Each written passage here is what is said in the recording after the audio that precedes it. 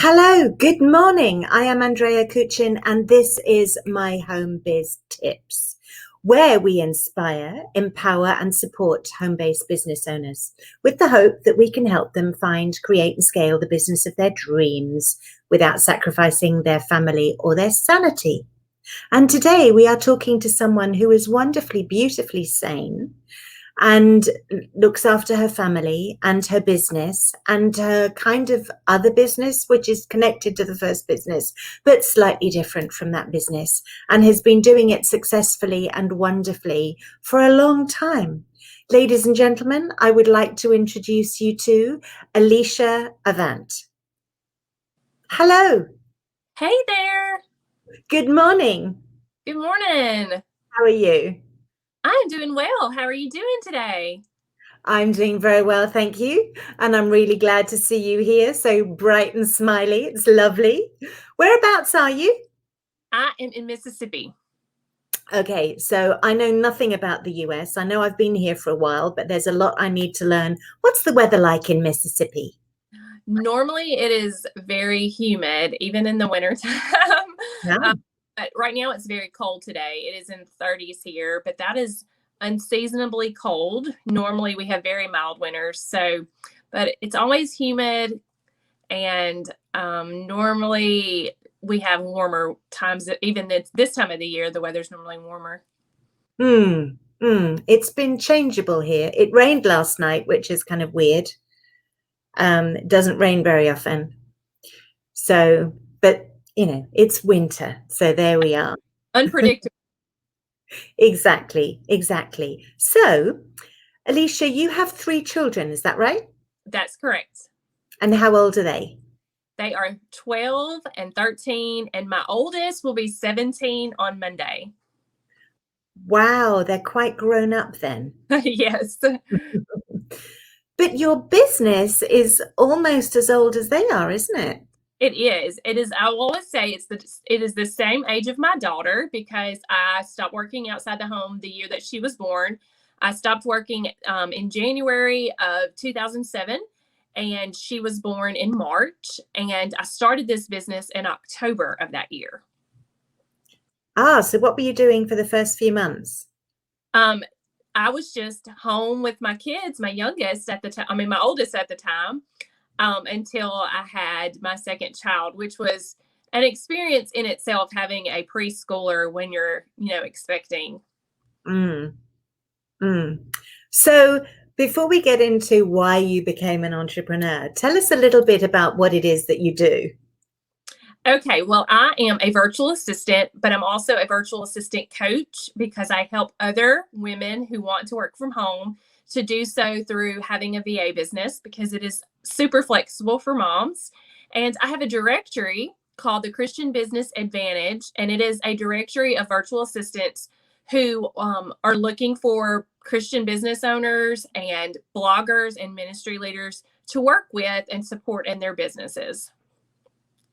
Right. So you have a directory. So it's like being an agent in a way, a sort of agency connecting people to each other because you want them to be in an environment with like-minded people, which makes complete sense. Yes, absolutely. And then you train women to become virtual assistants as well, who presumably would then end up being on your directory, right? Correct. That's correct. So that's one way that they can get in. Another way is I also do vetting. So I would have an interview process by which I will vet VAs who are already experienced but need to find more clients. Okay. But at the same time, you're still working as a VA yourself. Correct. So why are you still working as a VA yourself? Is it because it's such great fun? Well, I really enjoy it. I do. And I wanted to continue to service the clients that I have.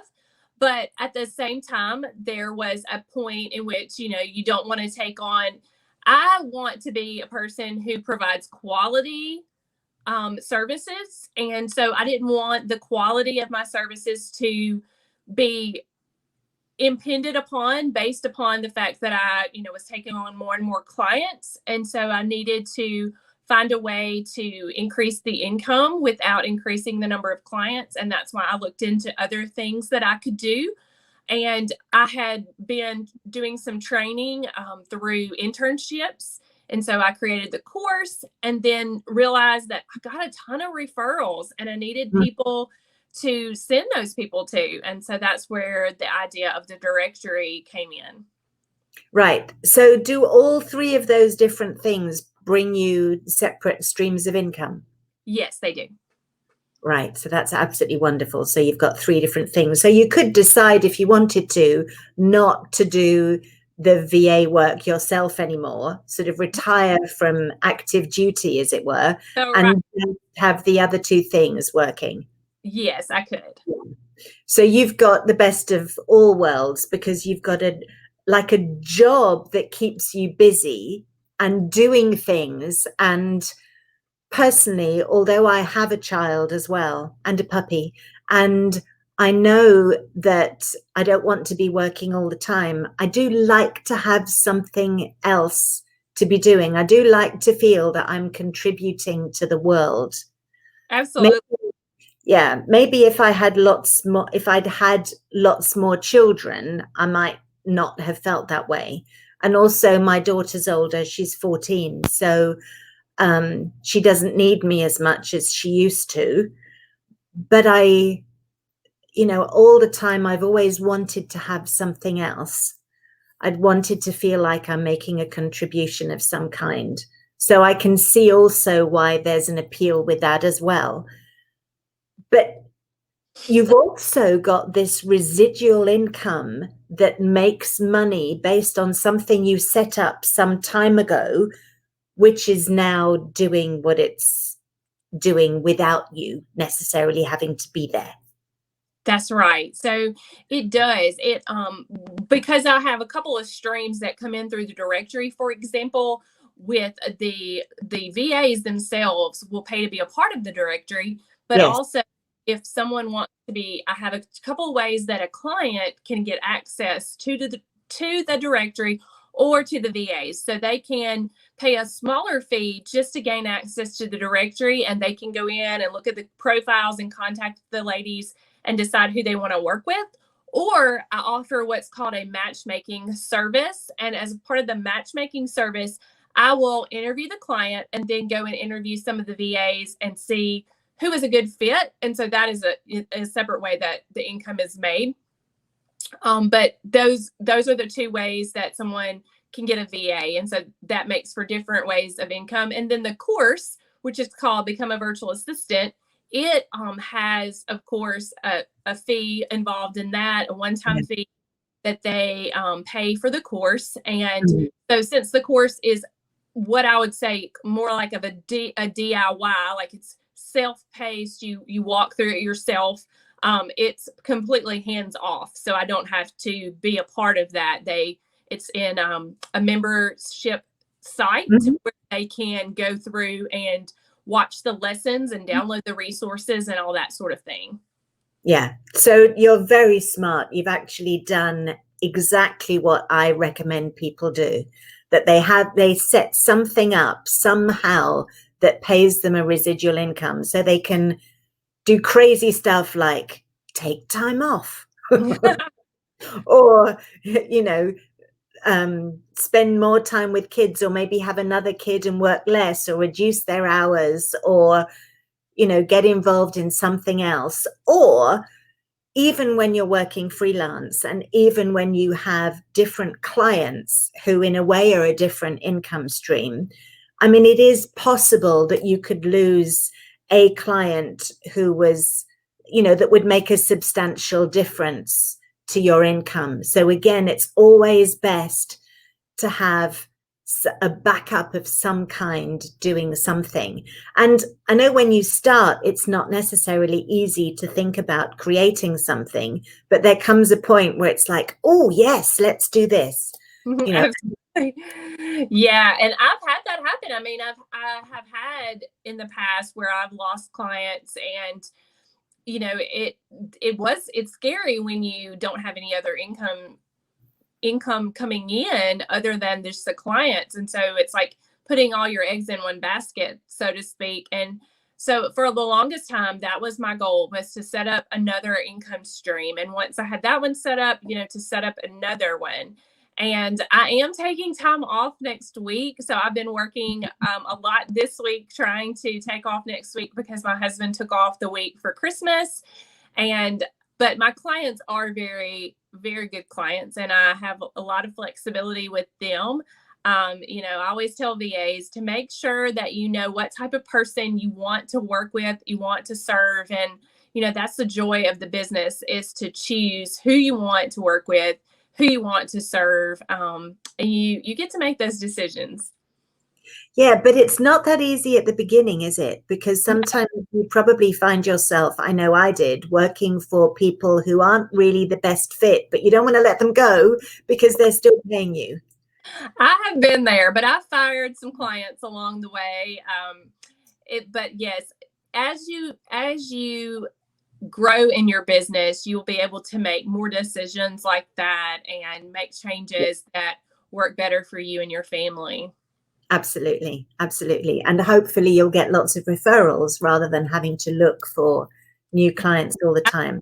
Best way to find clients is through referrals. I always tell people, ask for referrals. And even if you have to give them some sort of incentive, which I do, you should ask for referrals to your business. Yeah, it's perfectly okay to ask. I mean, I don't know whether anyone watching has ever been asked for one, but I'm sure that you didn't get offended. You weren't upset. You didn't think, oh my God, how appalling. This person who did such a wonderful job for me is now asking for a referral.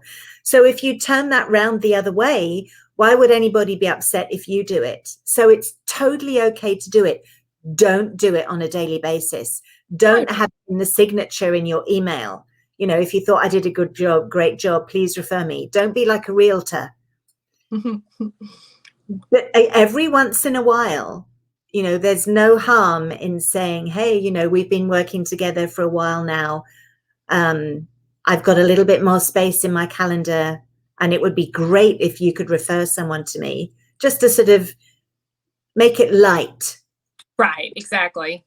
Not like, oh my God, I've just lost my biggest client and I need loads more money coming in, so I need you to refer me to somebody. Yes, I did do something. I don't lose clients very often. No, I'm sure. And so I did last year. At the end of the year, the lady let me know early on that she was not going to be returning because of some circumstances in her life had changed. And so I did ask those that, because I have a small roster of clients, I said, hey guys, I am looking to fill a spot for the new year. And if you refer someone to me, I will give you X amount, of a referral fee. So I did that, and I actually was able to fill that spot in 3 days. So I make that, I tell people that all the time. I mean, it was worth it because then obviously the person who replaced that person, I had them for months and months and months. And so, I mean, I earned the money back pretty quickly. It wasn't, I definitely tell people, and I just did a podcast episode. I do have a podcast, and I did an episode about asking for feedback and referrals because I think those things are important. They are very important. But it also shows the reaction that you got and the speed with which you were able to do that shows the strength of the relationships that you've built with your clients. And in your field, you probably have fewer clients and work more intimately with them anyway. Right. But building relationships is absolutely fundamental for building a business. And I don't care what kind of a business it is, whether you're working with bigger numbers of customers, who are buying a product and you've got lots of them, or whether you're dealing with the way that you do in a sort of slightly more of a sort of boutique kind of feel, where you've got fewer clients with whom you're more intimately involved. I don't think it makes any difference. I think building relationships and communicating and getting to know people makes all the difference in terms of how much your business can grow. So let's go back to the beginning, Alicia. What was behind your decision to actually become an entrepreneur and start your own business? Well, for me, it was being able to stay at home with my kids. Like I said, I was about to conceive my daughter. I mean, about to birth my daughter, rather. And so she was about to be born, and I was waiting to have a child and wanted to find a way to work from home. And at first, I thought, well, this is not possible. I worried about it so much. And then I reached out. In fact, the relationships are what helped me get started. In fact, Ah, I reached out I was doing some blogging. So I just gotten into blogging, and I was doing some blogging, and I was waiting or working through these forums. Remember old school forums and I was, like working through these forums, trying to find ideas, trying to find, just tips and resources and help. And I just reached out and I said, hey, I am looking to make some income from home. How could I do this? And I'd introduced myself. I'd shared my blog. And in fact, one of the ladies went to my blog and she reached out and she said, I really like your writing style. Would you be interested in ghostwriting some articles for me? And I was like, ghostwriting? Really? And so she explained, she would put my name on or her name on the articles, and I would write the articles. And I said, sure, I would be willing to try that. And so that's what I started doing. And so my first job sort of or project was ghostwriting. And I did that for 3 years. So I got other clients. She referred other people to me. So referrals, my business was really built on referrals because that's what happened in the beginning. Was that, I would get referrals from her and then so on and so forth. It was just sort of a ripple effect. And so I built that business based on that. And my whole purpose was to stay at home with my kids. I had been working part-time outside the home, and a few months before my daughter was born, had decided, hey, I want to stay home with her and her older brother at the time. And it was good because I found out about when she was about 8 months old that I was going to have a third child. So they're really good age. They're 16 months apart. goodness.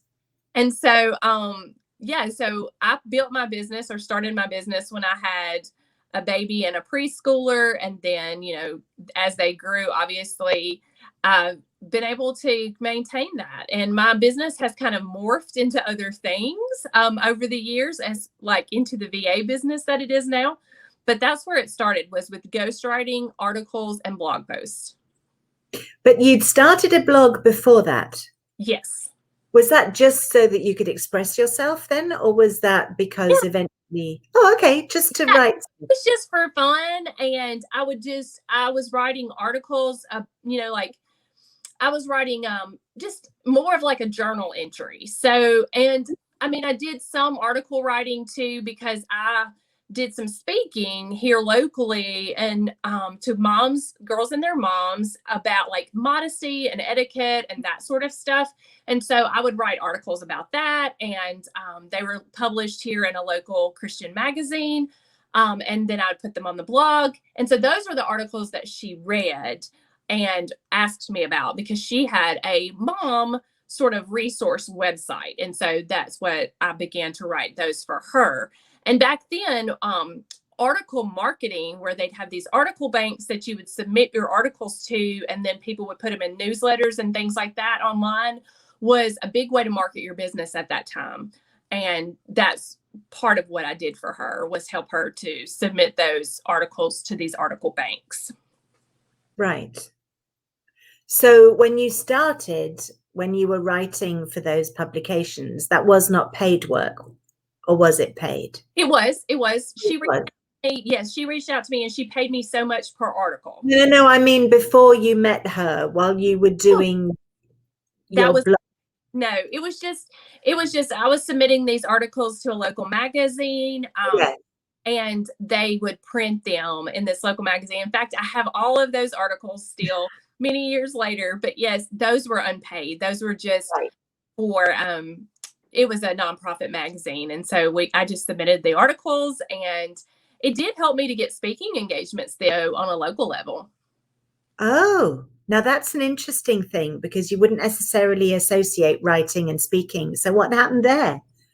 Well, I would in my byline at the bottom of the article, I would let them know that I was available for speaking, and I had my phone number and email address there. And so I got a lot of people to contact me. I mainly did that for girls clubs and organizations and churches. And so I had a lot of people contact me that way because I would write those articles, based on that subject matter. So it would be about etiquette or modesty, or it would be about fashion or, beauty stuff. And they would reach out to me and do, to have me come and speak about those topics. Right. So the kind of things that you were writing about anyway. Yes, exactly. Yeah. It was around that topic. And it's interesting because it started with a blog that was something you were doing kind of for fun. Yeah. It was obviously something that you loved. So when it then became like a paid gig, when somebody then actually started paying you money for writing because they'd read what you were writing before, you were in business doing something that you enjoyed. Yes, absolutely. Yeah. And I think that's terribly, terribly important. And then when you decided to actually turn it into a business because of the connections you'd already made, you were actually able to monetize quite quickly. Oh, absolutely. That was easy to do. And in fact, it was sort of just the next step, if you will, because yeah. I would, still be writing the articles either way, but different. As far as the topics, they weren't always the topics I'd originally. I was able to. I'm sorry about that. I don't know what what happened there. They weren't the original topics, but they were very related, and they were easy because I was a new mom. So I was able to write about things that I was experiencing. So it was a great transition. Right. Now, what interested me was, I think at some point you said that you had the idea that you'd never be able to run a business from home. Yeah, well, I like many moms, and I find this to be the case with a lot of moms. I was worried about, because there are so many scams out there, there are so many things that you can't trust. And so when I was doing the research back 13 years ago, I ran into a lot of those where it was like, you have to pay to get this information about how to do whatever the business was. And it wasn't even paying for like training, which I have paid a lot of money over the years for different types of training, and that was very beneficial. But this was like, you pay and then they tell you how you can start working for this work from home job or whatever. So that's what worried me, was I did not want to get into something that was not worthwhile, that was just going to take my money, that kind of thing. Yeah. Yeah. So you just did some clever, cautious research. Right. And being very cautious about what I was getting into. And I knew I wanted to try to work for myself as much as possible, and make it to where it was flexible for me and my family. That was my biggest concern, that the flexibility, because I was a new mom, and I didn't know how much time I was going to have, and that sort of. Yeah, and then that changed again because then it turned out that there was a third baby on the way as well. So that also, I mean, at one point it must have felt a little bit like almost having twins. It was, and people tell me I had twins the hard way, because we'll go places and they don't look a whole lot alike, but they're about the same height. So people ask us that a lot. Are they twins? No. No, they're just very close. Wow. Well, I've had closer. One of my best friends growing up, her older sister was 13 months older. My nephew, I have twin nephews, and my niece is 13 months younger than them. So she has 3 that are under 2, or 2 are under. They just turned 2, and she just turned 1. So yeah, it's crazy. Wow. House. I can see that. I can really see that. So you did some cautious research and you found something that you loved and you sort of fell into, let's see if we can make some money out of this. And then things changed and morphed and you've changed your business and you're now working with new people. Yes. I mean, people who are new in business. Do you think that the business world has changed a lot? You were talking about how many scams there were around in those days and how it was difficult to find things. Do you think that's still the same? That applies now? There probably are still scams, but I think that the world has definitely gotten more virtual and easier to navigate online than it used to be. It's more common, so it's easier to find people who are doing what you want to do. Because back then, I didn't even know what a VA was, and it wasn't very common. But just this past week, I was on another interviews type thing, like kind of like this. And the lady was telling me how common it was, like in everyday conversations, virtual assistant was coming up, and that didn't used to be the case. And people are more likely to use someone virtually to pay someone virtually than they were in the past. So it's more common practice. So I think that makes it easier to get started than there was at the time I got started. That's true. And I think you're right. The term virtual assistant is used quite broadly. But I do come across business owners today who, yeah, I understand about a virtual assistant, but I don't actually know what they can do for me. I don't know what I can expect a virtual assistant to do. I kind of get the concept. I know the word, but I still don't quite understand how I can benefit from that. And I think that's really interesting because I think that when people talk about it, or because it seems to be spoken about so much, you kind of just assume everybody knows what it's about. Right. Yeah. It's interesting to me to find that there are people who still go, yeah, but I, still don't quite understand how it works. That's true. That is true. And it is, well, another thing about it is a very broad term. So Yeah. it encompasses a lot of different services, and therefore you might talk to me and I might tell you this is what I do as a VA, and you might talk to someone else and they will tell you something entirely different because it is such a broad spectrum of things that we offer as services. Yes, I think that's true as well. So it means one thing for some people and something slightly different for other people. That's quite true. But the flow of your business seems to have been sort of very gentle, and it seems to have sort of fitted in with what you were doing, as if you'd sort of magically somehow got everything right. But I expect might not be the case. So what was the biggest mistake that you made? Well, the biggest mistake that I made was not staying focused on the business and just on that one thing that was going right. So, for example, the VA work was going very well, but I was always trying to find other things that I might do on top of that. And so, once the VA work was at a point where I was making a steady income, that was when I added the other streams. But I tried to do that too soon, I believe, because then what I would do was I would have the clients and I would kind of stop marketing for new clients so that I could work on, this second income stream or this thing over here, a second project. And then I would lose a client and I would have to scramble and figure out, okay, what am I going to do now? And so if I had been focused for longer and made sure that my business was stable to begin with before I started to add another stream of income, I would have been much better off. But I wanted to dabble in a little bit of everything. And I think that made me have growing pains that I probably would not have had I just remained focused on the business itself. And I learned that the hard way, and I got burnt out at one point. And I had mentioned to you before we were live that I went and got a job for a little while. And that's when I proved to myself that, hey, I really liked my business and I just want to go back to that.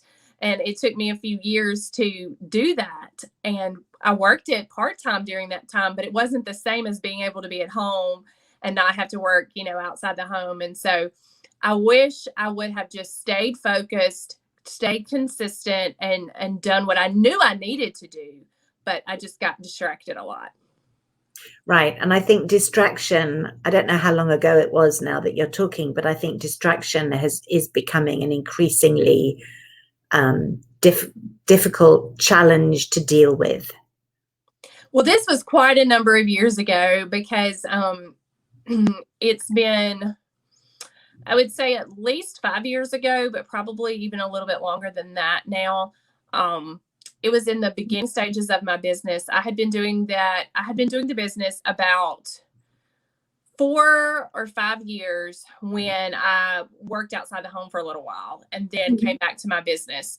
But that is kind of, sometimes you have to make the big mistakes and learn from those things in order to really be, find out what you should have known all along, kind of thing. And so that's for me, working outside the home proved to me that the business was really what I wanted to do. And I wanted to be able to work from home. And I was so grateful when the day I still have, how you see memories on your Facebook or on your Instagram. I still have a picture of the day that I began working from home again, of my desk, and how this quiet workspace is where I want to be. And I always think about it because I was able to come back to my business and work from home again. And if I had just stayed consistent, I would never have had to learn that hard lesson. Yeah, that's true. So what prompted you to go back to work then? Well, as I was saying, I'd kind of gotten burnt out at that point. I had been doing the ghostwriting, the articles, for about 3 or 4 years at that point in time. And if you write as much as I was writing, you get burned out after a while and you just want something different. And so instead of trying to, pivot my business and do something different, an opportunity came for me to teach. And I decided to take that. And I kept a couple of small clients as I transitioned into that. And they stayed with me the entire time. Actually, so I worked my business pretty part-time and went to work, but decided that wasn't for me. And so I worked my way back into the business and started making as much or more income at the time that I finally decided not to go back to the job. I was making more from my business than I was from working full time. So that helped me to make that decision and to prove to my husband too that, hey, I can do this. Well, that's an awesome story. You were working full time outside the home. You kept your business up part-time. Right, like nights and weekends. And at some point, you got to the point where you were actually earning more from your business part-time than the full-time job that you had. Yes. That's amazing. I mean, that's so easy to make the decision then. It's like, hey, I'm not working full-time anymore. I'm going to devote my time. I printed out my profit and loss statement and took it to my husband and said, see, I'm not going to sign this contract to go back. Wow, that's awesome. Because I work with a lot of people who start while they're employed. And I always think they've got a great advantage because they don't have to worry so much about spending cash on things, right, because they've got a steady income coming in, right? So it's not difficult to, I don't know, buy a new computer or, invest in having someone build you a nice website, for example, right, because you do have money coming in, or even hire a VA to do those little things to keep things ticking over. Whereas people who don't have an income and are starting a work, they really desperately need to make some money right now. And then they can start thinking about other things later on. So in some ways, there's an advantage. Obviously, the disadvantage is that you're then working nights and weekends, but right, somehow make that work. And it obviously paid off big time for you. It did. And I've always heard people say you can do anything for a short period of time. And that's true.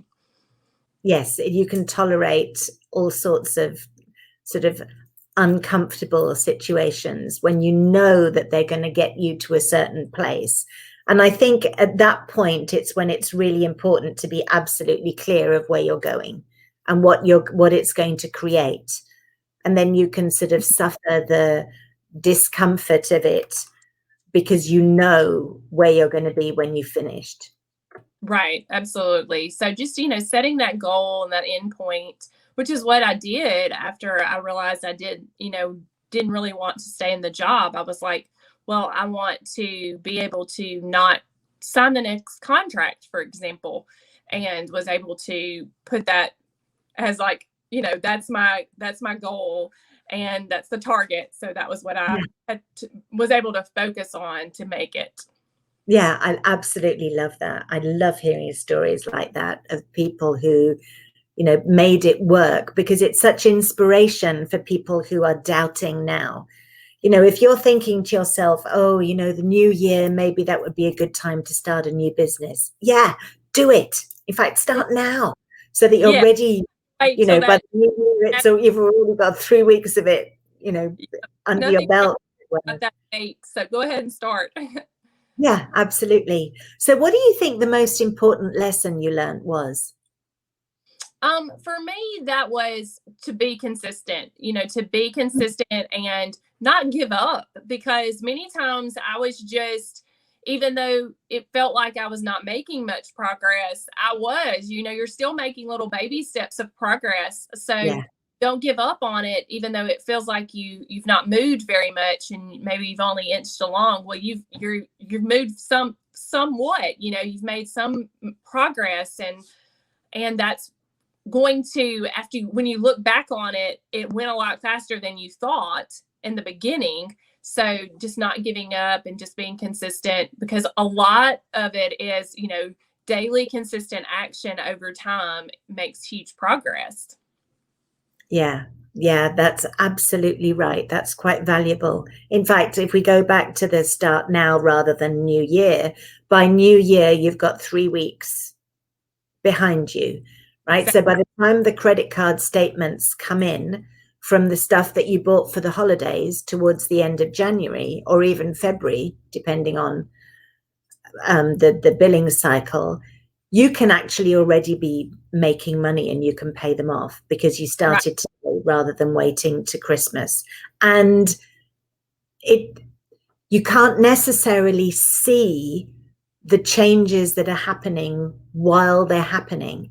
I mean, you don't notice even on a daily basis how much your children grow. Right. It's when you stand them up against the wall and mark them off, and it's like, wow, it's 2 inches since last month, or whatever it was. And that's probably unrealistic, but you know what I mean? It, like, when any changes, we don't notice how much weight we've put on or lost. Till you go try something on. Yeah, till you actually measure it. You don't realize, how much your hair grows on a daily basis until it's suddenly got beyond a certain point. And it's the same with the business. You might look at the end of 1 week and think, oh, I've not gone anywhere. I've not made any progress. But even if it was a teensy weensy bit, all those teensy weensy little bits add up. That's such wise words. It's perfect. So you're juggling a toddler and, well, and slightly older than a toddler, and then a toddler, and then a newborn, and a business from home, and a house that you have to run, which with all those people in it is probably sizable. And you're still looking after your husband and hopefully yourself as well. What's the secret to making it all work? Well, you just have to stay flexible. Don't ever put these rigid rules on you or your family. It's not going to look perfect. It's not going to always be the same every day. So you can't expect it to run like a well-oiled machine. It's going to, have a little drips and squeaks here and there. I mean, it's just not going to be perfect at all.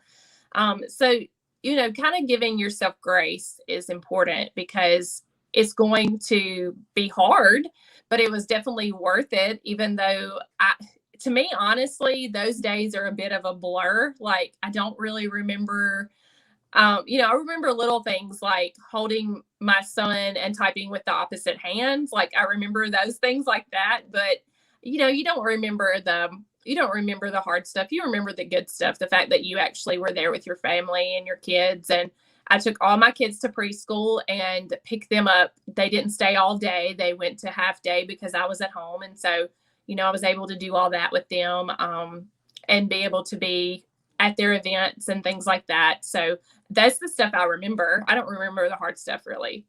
Yeah, being at their events, that's so important. I remember teaching an art class in my daughter's elementary school. It was set up in a way that they'd bring a teacher in who would teach the parents, and then the parents would teach the kids. And that way, this one art teacher was teaching, hundreds of kids, which she wouldn't have been able to do on her own. And it was such great fun. Yeah. And we've got the artwork at home. There's mummy's version and then there's my daughter's version, so we get these two versions of things. And for her, they're precious memories. And she'll sometimes say to me, oh, I bumped into so-and-so. Do you remember him? And I think, how would I remember him? And she'd say, from art class. It's like, yeah. Now I remember. And it's lovely to be able to participate in things. And it was in the middle of the day. So there was no way that I would have, had I had a normal job, have been able to go there. Exactly. Yeah. And I did that, went to all my kids' stuff and volunteered and that kind of thing. And even did some things at the school on a regular basis. So, I'm pretty well known at the school from being there and that kind of stuff. So, and you do get to know their friends and it's just a flexible opportunity for a mom. It's also, now I'm thinking about it, it's also an opportunity for a mum to meet lots of other mums and help them maybe change their lives as well. Right. Absolutely. Yeah.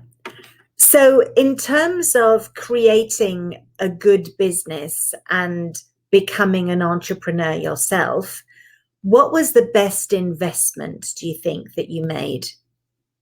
Well, I would make investments mainly into people who are a little bit further along than I was. So I would get coaching from others that were in business, and accountability and things like that, like through masterminds and groups. So any little bit that I could learn, because every time I would learn something new, I could add that to the services that I provided in my VA business. So that's sort of how I morphed from being just doing ghostwriting to starting to do services such as VA services for web design and for social media and just many different aspects of having a business. And so that would, if I invested in the training on those different pieces, then I was able to offer that as a service. So that has been helpful to grow my business as well. Right. You did actually mention earlier on that you'd spent a lot of money on training, but you were actually learning skills that you could immediately turn into money. Right. Exactly. So I didn't learn it just to learn it. I usually would learn a new skill that I could then use in my business and offer services to someone else. So anytime I'm able to do that, like, for example, this year I attended, before COVID, I attended a conference about podcasting, and I wanted to start a podcast, which I did in August, but I also wanted to help some of my clients who were working on starting podcasts as well. And so that, the money I spent on that was able to be paid back, or, I'd be able to earn it back, because then I would help the clients with that skill set.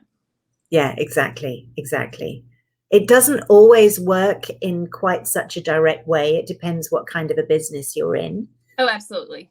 But I think training is an absolutely essential thing. And I think it gets overlooked. I think people don't realize how important it is. But learning skills and the skills connected to the actual running of a business, because most business owners have a skill that they can do, which they then want to turn into a business, but they don't have the skill set of actually running a business.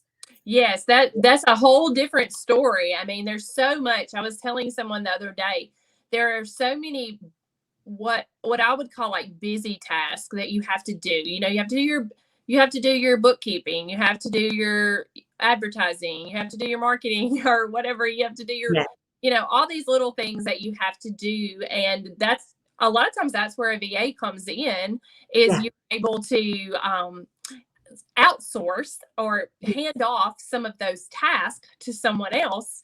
And but there are you still have to know about it though. I'm the type of person, like, some people can just hand something off and it doesn't bother them that they don't know how it works and they can just hand it to somebody else. I've always been the type of person as I at least want to know how it works, and that doesn't mean I might not get somebody else to do it for me, but I at least want to know how it works first. you know yes, that makes absolute sense. Educated in that area. Even though I'm horrible with numbers, I still want to know how my bookkeeping software works. Right. Yes. Yeah, and there are so many elements to do with that. And I've often said this myself, that you need to know how something is done, how long it's likely to take before Right. you start delegating it. Because if somebody then comes back to you and says, oh, that took me 6 hours and it was so hard, you know whether that's real or not. Right. And whether you're overpaying for Yeah. something. I Yeah. mean, If somebody somebody it was says, I faster than me. Exactly, exactly. And if someone says, I can do that in a couple of hours, you know whether that's realistic or not. Right. And And that's they're not going to come that back and reason say, I did that. Yeah. That's the reason I've always wanted to know, because they should be, if that's their skill set, they should be able to do it faster than I'm able to do it, because it's not my skill set. right, exactly, exactly. But yeah, there's a line between having too much control and having enough. And I think that it's really important to have a basic understanding of what needs to be done, even if you do eventually delegate it to someone else. Also, if there Right. are new things that come up, something and you want someone else to do it, you have to show them how to do it. It's much more efficient than paying for them to do a training course of some Yeah. kind as well. Yeah. So as we get to the end of our time together this morning, I'd like to ask you one little piece of advice that you would share with the audience today, the most precious nugget you have. What would it be? Well, for me, I think the best advice would be to not let yourself hold yourself back. Don't hold yourself back. Be willing to take. I wrote a book called Faith Leaps, and I think it's important to be willing to take that leap of faith, because you have something that only you are uniquely made to do, and Yeah. if you take that leap of faith and step out, the world will never know that. And so it's important to take that leap of faith and be willing to step out of your comfort zone and try whatever it is that has been put on your heart to do, because I think we all have that ability. Yeah, I think you're absolutely right. There are so many people out there with a problem that only you can solve. Exactly. Yeah, and they need you. Don't stop yourself from being available to help them. That's the really important thing. I love the way you said that. That's so lovely. But before you disappear, I believe you have a gift to offer our audience today. Tell us about that. Absolutely. So I would love, if you're interested in becoming a virtual assistant, for you to get this. It's the first 11 steps for getting started as a virtual assistant. And I Wow. would love to share that with you, because it is those first steps to take.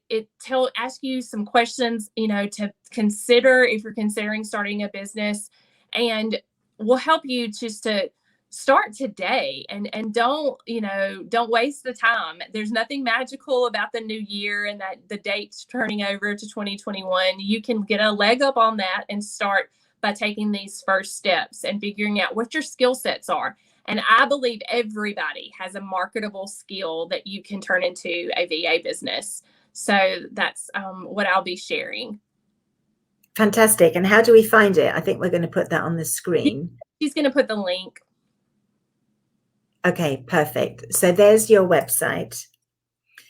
And it's on the website, and it's also going to be on our website as well, as will be eventually the footage won't be. The footage will be on the website and on the Facebook page.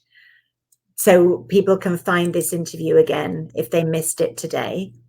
And on our website, there's a direct link, and our website is MyHomeBiz.TIPS. And there are also links to any gifts from any previous interviews that we've done as well. And Alicia's disappeared again. We've got a black screen. Okay. That may well have been the end of it. Sorry. Can you hear me? I can still hear you. Yeah, good. Excellent. Excellent. I wanted to say goodbye nicely before you disappeared and the screen suddenly went black. That's modern technology for you. Just like life, it's not always absolutely perfect. That's correct. So thank you so much for joining us today, Alicia. It's been lovely talking to you. Thank you for having me. I really enjoyed it. I'm very grateful for your input, and you've shared some really important things. And I think the most important is that we realize that we are important and can contribute in some way, that we have a gift. You said everybody has a marketable skill. Everybody can do something. And I think you're absolutely right.